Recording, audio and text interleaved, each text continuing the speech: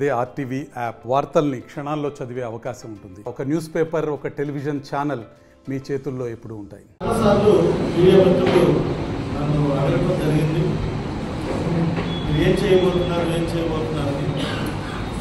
నేనైతే ఎప్పుడు కూడా ఎవరికి చెప్పలేదు. నేను ఫలానా పార్టీలో జాయిన్ అవ్వడానికి నేను చెప్పలేదు.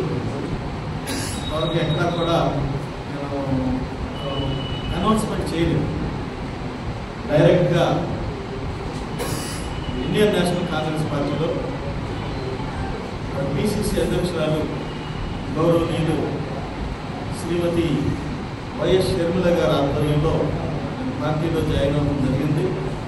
పార్టీలో జాయిన్ అయ్యి ఈరోజు అంటే మొన్న ఆదివారం పార్టీలో జాయిన్ అవ్వడం జరిగింది.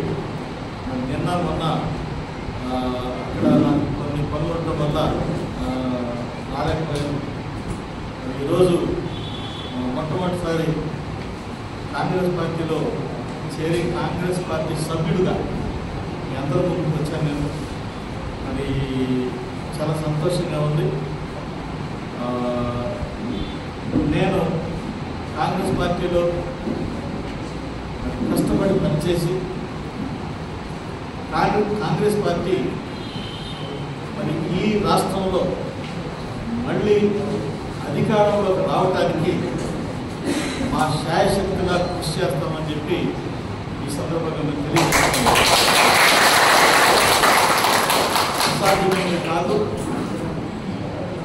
అసాధ్యాన్ని సుసాధ్యం చేయడానికి మనకి జాతీయ నాయకత్వం ఉంది.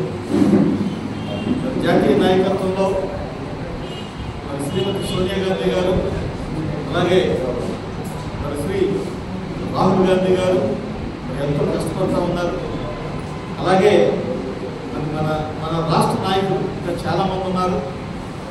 వారందరూ కూడా అహర్నిశలు కష్టపడుతూ ఉన్నారు. ఇప్పుడు మరి గత 10 సంవత్సరాల నుండి ఏం జరిగిందనేది అందరూ కూడా మర్చిపోదాం.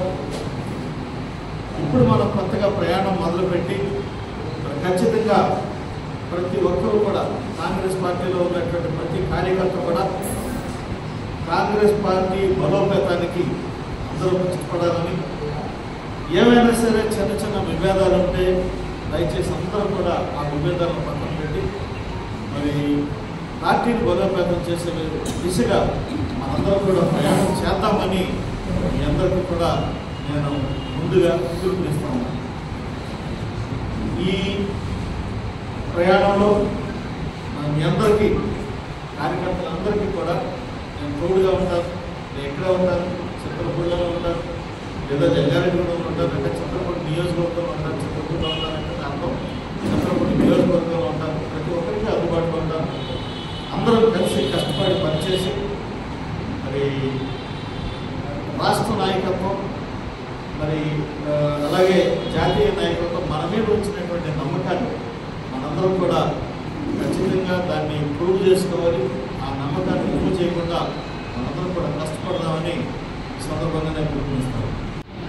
టికెట్ అనేది అలా కాదు. టికెట్ రావడం రాకపోవడం అనేది రాజకీయంలో భాగం. అలాగే గెలవకపోవడం అనేది, ఓటం అనేది అది కూడా రాజకీయాల్లో పార్టీ.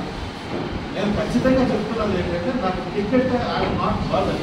నాకు అసలు టికెట్ గురించి ఇది లేదు. ఎందుకంటే ముఖ్యమంత్రి గారు నన్ను పిలిచారు. ముఖ్యమంత్రి గారు నన్ను పిలిచి మాట్లాడినప్పుడు నేను ఆయన మాట్లాడి నేను సంతృప్తిని అయ్యాను. నేను హ్యాపీగా ఉన్నాను.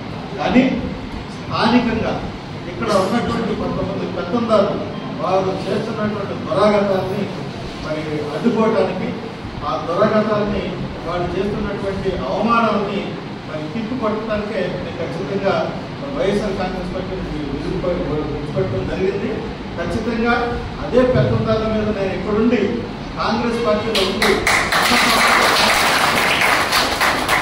సమాజాన్ని, సమానత్వాన్ని నమ్మినటువంటి కాంగ్రెస్ పార్టీలో ఉండి ఆ పెత్తందారుల మీద పోరాటం చేస్తానని ఈ సందర్భంగా నేను తెలియజేస్తాను. అదే మరో వరకు వాళ్ళు ఏమంటారంటే ఎమ్మెల్యే గారు అయింది, తర్వాత ఎమ్మెల్యే గారు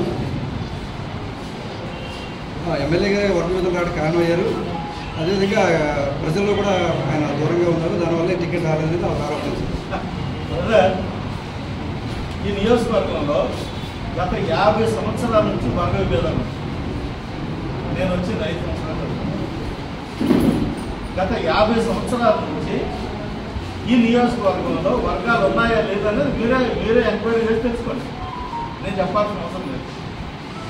కులాల బేసిస్ మీద వర్గ భేదాలు ఉన్నాయి, పార్టీ బేసిస్ మీద వర్గ భేదాలు ఉన్నాయి. పార్టీ బేసిస్ మీద వర్గ భేదాలు ఉంటాయి, పార్టీ విభేదాలు అంటారు, దానికి పెద్ద ప్రాబ్లం కాదు. కానీ కుల ప్రాతిపదికన వర్గ విభేదాలు ఉన్నాయా లేదా అనేది దయచేసి మీరే ఎంక్వైరీ చేసి తెలుసుకోండి. అదే మెల్లిగా ప్రజల్లో లేకపోవడం వల్లనే టికెట్ ఇవ్వలేదు అనేది ఒక ఆరోపణ సార్. దాని మీద నేను ప్రజల్లో లేకపోవడం అనేది మరి మీరు నమ్మితే చాలా సంతోషం. నేను ఈ నియోజకవర్గంలో ఇంతవరకు ఇప్పటి వరకు ఏ ఎమ్మెల్యే లేని రోజులు నేను ఇక్కడ ఉన్నాను.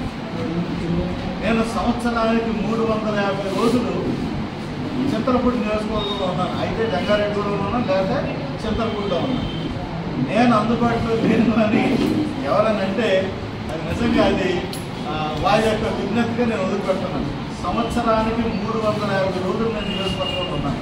అలాగే నాది 2 చోట్ల జంగారెడ్డిగూడలో, చింతలపూడిలో 2 చోట్ల నేను ఆఫీసులు పెట్టడం జరిగింది. నేను ఎక్కడ పెట్టినా కానీ ఆఫీస్ కమ్ రెసిడెన్స్ పెట్టాను. కింద ఆఫీస్ ఉంటుంది, పైన రెసిడెన్స్ ఉంటుంది. అంటే ప్రజలకి 24/7 నేను అందుబాటులో ఉండటానికి నేను నిత్యం ఈ 2 చోట్ల ఆఫీసులు పెట్టి నేను మెయింటైన్ చేయడం జరిగింది. నేను ప్రతి నెల మరి 2 ఆఫీసులకి అయ్యే మెయింటెనెన్స్ కూడా మీరు ఊహించండి, ఎలాంటి మెయింటెనెన్స్ అవుతుంది. అంత ఖచ్చితంగా ప్రజల కోసం నేను ఇక్కడ ఉన్నాను. అంతేకాకుండా గడప గడపకి మన ప్రభుత్వం మన జిల్లాలో అందరికంటే ఎక్కువ నేనే చేస్తాను. 218 రోజులు 218 రోజులు గడప గడప మన ప్రభుత్వం అనే కార్యక్రమాన్ని చేయడం జరిగింది.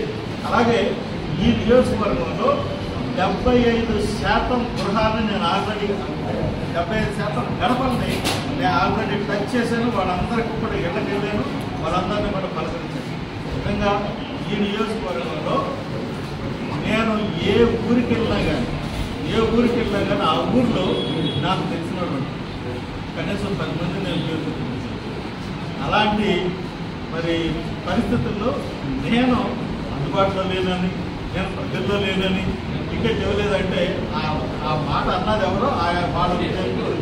మరిన్ని వీడియోస్ కోసం ఛానల్ ని సబ్స్క్రైబ్ చేయండి, లేటెస్ట్ అప్డేట్స్ కోసం వాట్సాప్ ఛానల్ ని ఫాలో చేయండి అండ్ లింక్ డిస్క్రిప్షన్ లో ఉంది.